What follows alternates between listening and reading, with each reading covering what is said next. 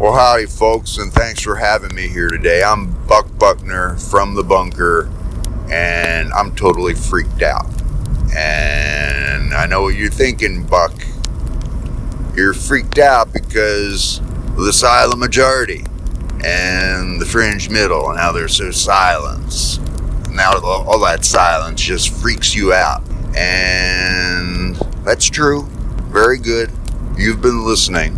But that's not the reason I'm freaked out today. I'm freaked out, as you can see, where I'm standing, I'm away from my bunker. And quite frankly, that's freaking me out. And, but it's good to be speaking to you today. And it's so nice to be here. And what a wonderful, wonderful venue for me to talk about my new book, The 9 Rules of Blank. And I know what you're thinking, and I've heard two things, two of the initial comments, and I hear them all the time, and I think it's just generating a wonderful, wonderful conversation. And that's really what I wanted to achieve with my book, was not so much what I wrote, but the conversation.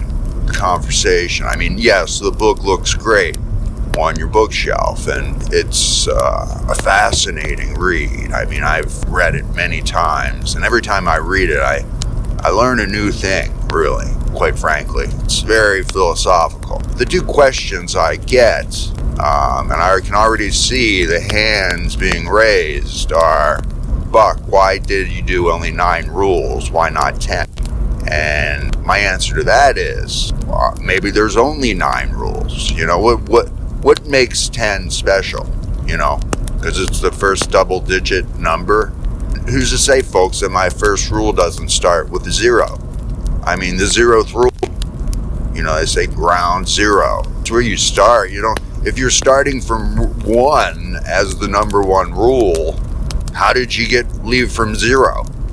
So maybe there is a Zeroth Rule, and maybe that's the most important rule, and if you add up, 9 minus 0 equals what? You know, that adds up to 10, really, when you do the math. And I've done the math. I've counted it off from 0 to 9. And you can do the same. And you'd be fascinated. You're like, whoa, that is very philosophical. People have asked me, your work, it's